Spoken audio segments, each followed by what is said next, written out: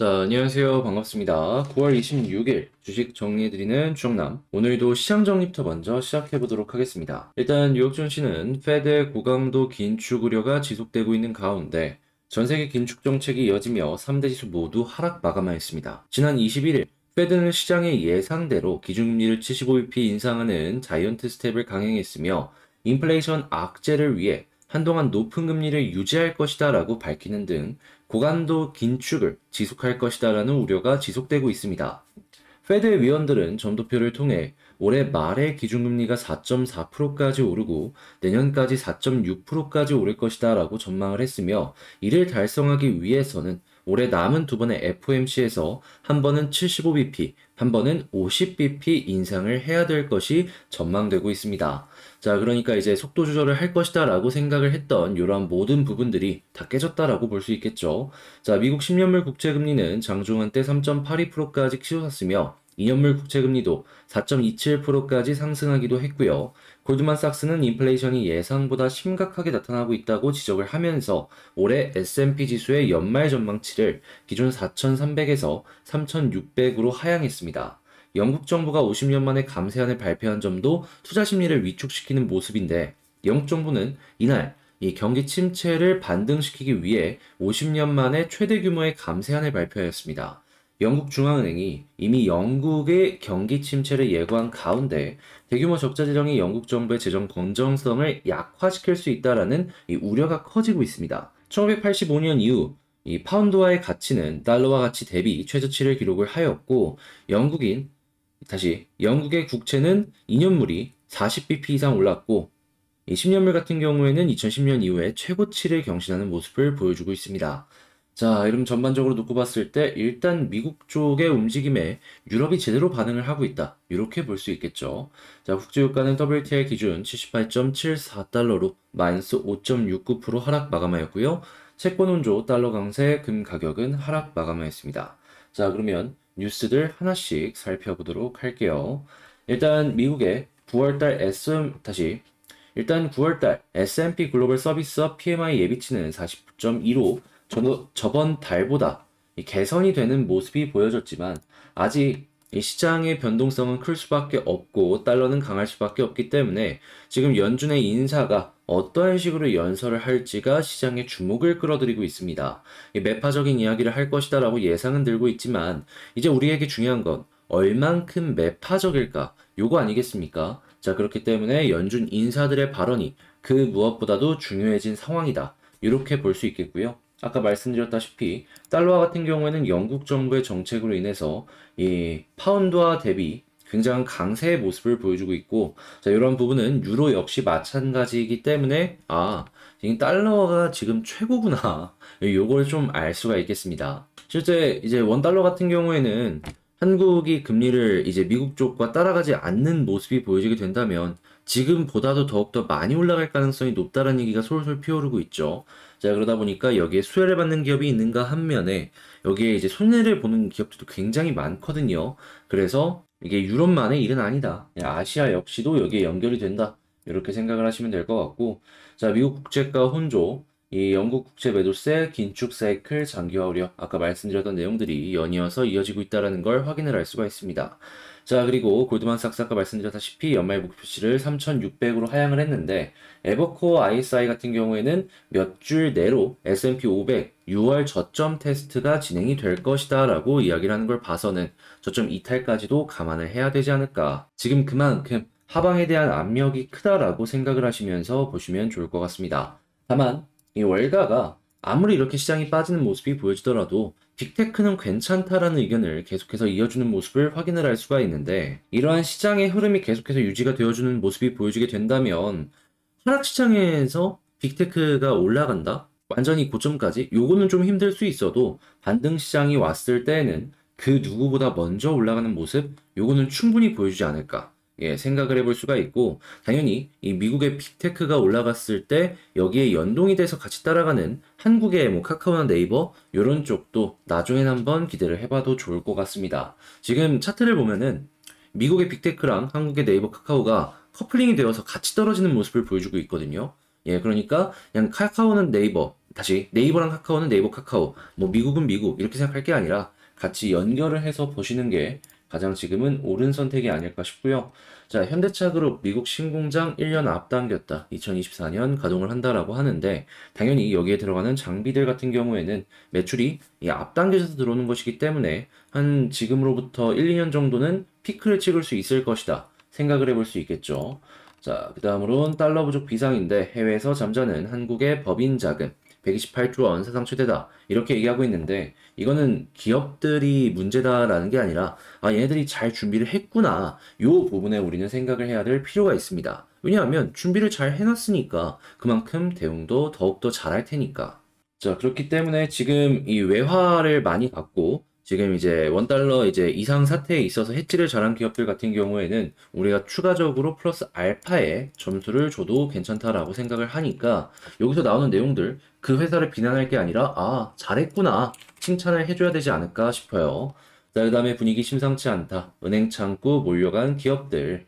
지금 뭐 현금을 쌓은 기업들도 계속해서 채권을 발행을 하면서 현금을 더욱더 확보하려는 움직임이 보여지고 있고 현금이 없는 기업들 같은 경우에는 지금 여기에서 망하는 기업들이 생기면서 물갈이가 진행이 될 수도 있다는 얘기가 솔솔 피어오르고 있죠. 이건 한국뿐만 아니라 전 세계 같은 얘기이기 때문에 일단 정크본드로 이제 기준이 되어 있는 기업들부터 시작을 해가지고 상장사 중에 이제 유동성이 많이 바닥을 치는 기업들 같은 경우에는 정말 정말 조심을 해야 되지 않을까 생각이 듭니다.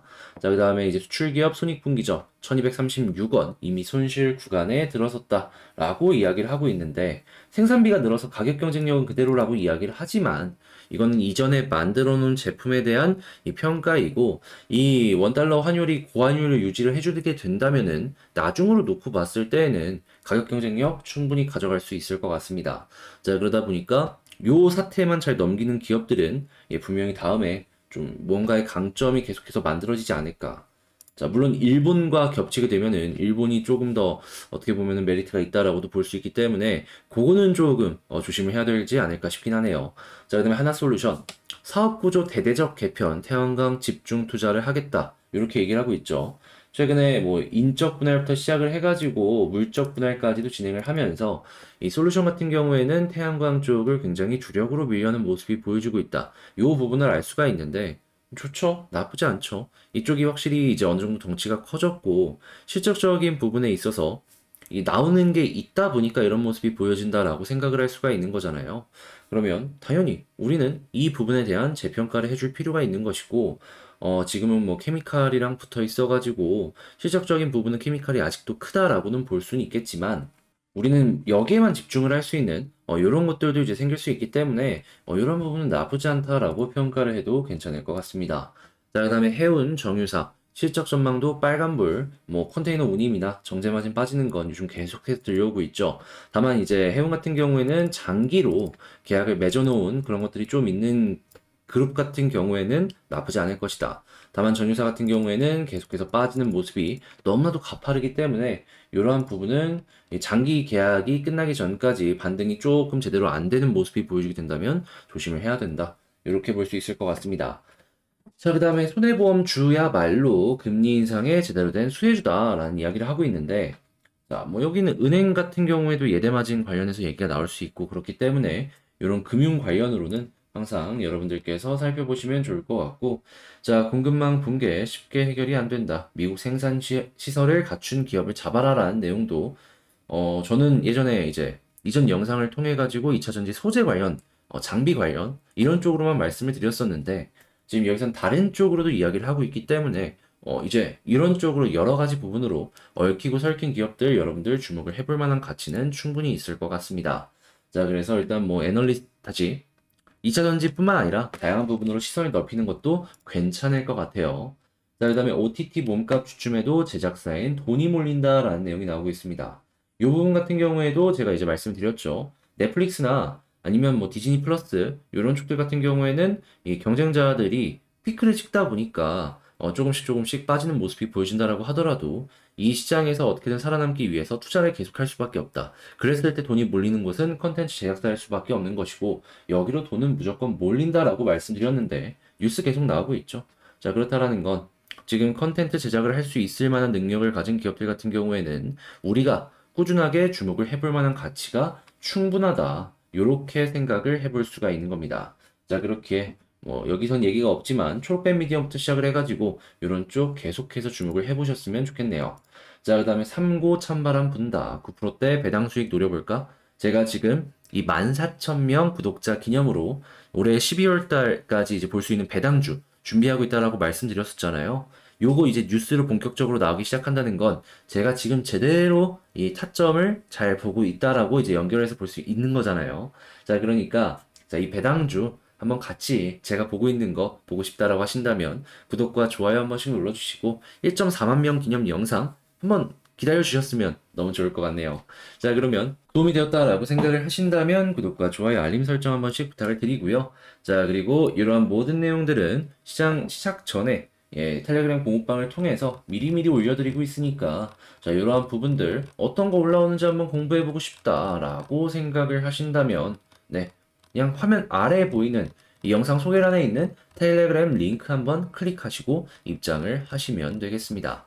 여긴 진짜 다 보시면 아시겠지만 홍보나 이런 거 없고 그냥 그냥 공부 내용으로 계속 올리고 있는 거니까 같이 하나씩 하나씩 보시면 좋겠네요. 그러면 개별 종목 한번 봐보도록 하겠습니다. 제가 이번에 가지고 온 종목은 두산 에너빌리티를 가지고 왔습니다. 오늘 좀 많이 빠지네요. 이게 환율 문제 때문에 더욱더 심각해지는 모습을 보여주고 있는 건데 좋다 좋다 말을 하고 싶어도 좋지 못한 이 상황 어떻게 하나씩 봐야 될지 하나씩 살펴보도록 하겠습니다. 자, 일단 가장 먼저 지금 나오고 있는 뉴스만 놓고 본다면 솔직하게 얘기해서 두산 나쁠 건 없습니다. 회사채 역시 흥행을 하면서 외부에서 두산을 보고 있는 시선이 나쁘지 않다라는 걸 판단을 할 수 있고 달러가 모자라다라고 이야기가 나오고 있는 가운데 이 두산은 꾸준하게 이 사우디를 중심으로 달러를 벌어들이는 듯한 모습이 보여지고 있으니까요. 추가적으로 원전도 계속 하나씩 판다라고 생각을 해본다면 달러 들어올 거 아니에요. 유로가 들어오든. 그러면 와, 이런 것들 보면 두산은 앞으로 돈 많이 벌 일 남았고 기대감 역시도 계속해서 키울 수 있는데 좀 아쉽다. 많이 아쉽다. 이렇게 평가를 할 수 있을 것 같거든요. 심지어 이제 가격마저 이렇게 빠지다 보니까 아, 도대체 왜 이렇게 못 버티는 걸까? 요걸 좀 생각을 해봐야 될 것 같은데 자, 요거에 대해서 이제 하나씩 하나씩 지금 찝어보자면 못 버티는 이유는 지분을 매각을 했던 게 이제 시작점이 되어줄 수 있긴 했었죠. 그리고 나서 꾸준하게 외국인 매도세가 계속 이어졌는데 이 매도세가 굉장히 큰 영향을 시장에 주었기 때문에 지금과 같은 일들이 발생을 하지 않았을까 이렇게 생각을 합니다. 자, 이게 도대체 왜 중요하고 왜 이루어진 것이냐, 요걸 좀 말씀을 드리자면 시장에서 매도를 제일 많이 하는 이제 주체가 외국인이죠. 그렇기 때문에 이걸 첫 번째로 꼽아볼 수 있겠고, 두 번째 같은 경우에는 이 외국인 도대체 왜 매도를 하는 것이냐, 투자의 심리가 꺾인 부분도 있겠지만 이 환차손이라는 걸 여러분들이 아셔야 됩니다. 이게 뭐냐 하면 원달러가 급등을 하는 모습이 보여지게 된다면 달러를 가지고 원에 투자를 했던 사람들 같은 경우에는 자동으로 손해를 볼 수밖에 없습니다. 이게 뭐 100억 단위면은 뭐 1억이요? 뭐 이렇게 손해보고 끝이겠죠. 근데 이게 1조를 넘고 그 이상이 된다라고 생각을 해보세요. 그럼 1%만 하더라도 100억씩 막 출렁출렁 하는 건데 지금은 손해를 보는 시즌이잖아요. 그럼 매일매일 이 정도씩 손해를 본다라고 생각을 해보세요. 하다 보니까 외국인이 리스크 관리 차원에서 지금 매도세를 계속 보여주는 것이고 요것 때문에 이제 두산 역시 영향을 받는 상황이다라고 볼 수가 있는 것이죠. 자, 그래가지고 이게 반등을 하기 위해서는 어떤 게 필요할까를 생각을 해보면은 일단 환율을 안정을 시키기 위한 정부의 노력, 이걸 첫 번째로 꼽아볼 수 있고, 두 번째 같은 경우에는 이 두산이 현재 위치가 이 환율 이런 거 신경 안 쓸 정도로 매수를 할 만한 메리트가 있는 모습을 보여주느냐, 이걸 두 번째로 꼽아볼 수 있을 것 같아요. 지금 같은 시장에도 외국인 매수하는 종목은 매수를 한단 말이에요. 그리고 공통적인 특징이 그런 종목은 또 상승을 하죠. 근데 이제 두산이 그게 안 된다는 건 현재의 위치에서 그만큼의 메리트를 시장에 못 보여주고 있다라는 거예요. 사업적인 부분만 놓고 본다면 이 반등의 폭도 크고 하다 보니까 메리트 없진 않아요. 근데 심리 때문에 이 시기가 좀 많이 안 좋았던 것이 아닐까 생각이 듭니다. 그래서 이제 어떤 게 됐든지 간에 지금은 외국인 매수세가 이제 들어와 줘야지 어떻게든 반등에 큰 영향을 받을 수가 있기 때문에 요거 꼭 나오는 거 못해도 한 2에서 3일 정도 연동이 되는지 이거 생각하시면서 나온다? 이제 드디어 좀 바닥에서 반등 좀 하겠구나. 라고 생각하면서 보고, 그게 아니라면은 계속 리스크 있는 상황으로 조심을 해야 된다라고 할 수 있을 것 같습니다. 자, 그 다음에 이제 차트를 봐야 되는데, 이게 좀 제가 제일 걸려요. 솔직하게 얘기해서. 왜 그러냐면, 지금 일단 아래서부터 올라오는 추세 라인 다 이탈했거든요. 여기도 이탈하고, 여기도 이탈하고. 그러면 이제 남아있는 건 뭐다? 요 지지 라인. 15,200원. 이 15,200원 지지 라인. 요거 이제 하나 남은 거예요. 요거 하나. 최근에 있는 여기도 이탈했고, 지금 다 이탈을 한 거잖아요. 자, 그래서 지지 라인으로 우리가 뭘 봐야 되냐라고 한다면, 정말 마음 아프지만, 15,200원? 요거 지지 해주는 모습 무조건 보여줘야 된다. 이탈하면은, 이때는 진짜 에너빌리티 크게 조심해야 된다. 자, 그리고 이제 원래라면 여기랑 481선 18,000원 라인이랑 그렇게 멀진 않았다 보니까 좀 힘만 준다면 음봉 잡아먹고 저기까지 갈 수 있지 않을까 이렇게 생각을 했는데 이제 멀어졌죠, 오늘의 하락으로. 그래가지고 과거에 481선 정도면은 그래 뭐 손쉽게 도전을 한번 해볼 수 있을 것 같다 정도였다면 이제는 여기가 난이도가 너무 높아졌습니다. 자, 그러면서 61선도 다 꺾이고 있고 다 꺾이고 있죠. 그러면 이게 어느 순간 역배열로 완벽하게 그림이 갖춰질 겁니다. 이게 뭔 문제냐? 지지가 확실하게 안 나오면은 계단식 하락 나올 수 있습니다. 추세가 완전히 무너지는 거예요. 근데 그나마 다행인 모습이 보여지게 되려면 어떤 게 필요하냐면 요 오늘 음봉 나오는 거 있죠? 요 부근에서 어떻게든 횡보하면서 돌파해주고 올라가 줘야 됩니다. 그냥 가장 베스트는 솔직하게 오늘 빠진 거 한 하루 이틀 내에 다 회복하고 올라가 주면 괜찮은데 그게 안 되면은 이거 언제 뚫나 이것만 보면서 뚫었을 때 살았다 이렇게 생각하면서 봐야 된다라는 것이죠. 그리고 지금 이 상황에서는 제가 이전에는 21선과 11선을 주목해서 말씀드리고 이 위쪽으로 올라갔을 때 60일 돌파하면 이제 올라간다라고 말씀드렸는데 그림이 완전히 어그러져 가지고요. 이제 61선도 아래쪽으로 빠져가지고 요거까지 이 아래쪽에서 뭐 바닥을 잡든 역회된 숄더를 잡든 다져주는 모습까지는 좀 버텨야 될 것 같습니다. 그리고 나서 1차 목표가 이제는 반대로 이전에 480일 손쉽게 올라갔다면 여기가 이제 1차 목표가 돼버리는 거예요. 이제 머리 진짜 아파지죠. 자, 그러면 지금 계속 이제 좀 안 좋은 얘기들만 하고 있는데 객관적으로 현재 이거 어떻게 봐야 될지 총 정리를 한번 해볼게요.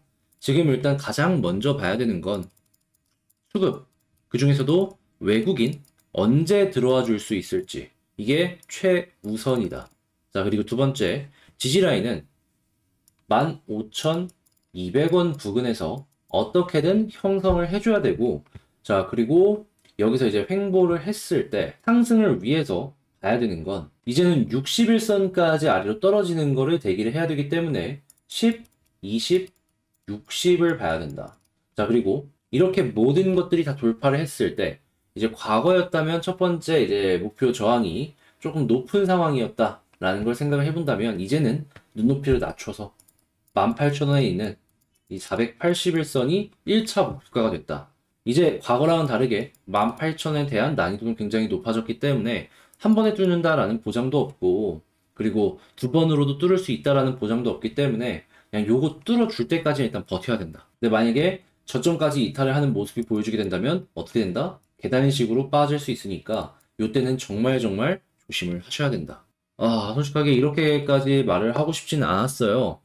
이 영상을 봐주시는 분들께 최대한 객관적으로 제가 보는 시선에 대해서 도움을 드려야 되기 때문에 일단 보여지는 것들에 대해서 말씀을 드렸는데 솔직하게 얘기해서 오늘 나오는 음봉 요거 하루 이틀 사이에 다 회복하면은 요거 다시 없애고 예전에 봤던 481선 금방 뚫고 올라가는 그림 나올 수 있어요. 근데 지금 상황이 좋지 않다 보니까 10월 달에 금통이 있고 그럼 그 전까지 시간이 너무 많이 비는데 모양 다 망가질 것 같아서 그래도 제가 이제 꾸준하게 영상 찍으면서 여러분들께 이제 에너빌리티에 대해서 추적 관찰을 해야 되는 내용들은 여러분들께 꾸준하게 소개를 해드리도록 할 테니까 여러분들 일단 저랑 같이 힘들더라도 하나씩 좋은 결과물 쌓아가셨으면 좋겠고요. 제 이런 말들이 여러분들께 위로가 되었을지는 모르겠지만 여러분들 모두 파이팅 하시길 바라며 제 영상이 도움이 되었다면 구독과 좋아요, 알림 설정까지 한 번씩 부탁드리고 저는 다음에 더 좋은 영상으로 다음 에너빌리티 영상으로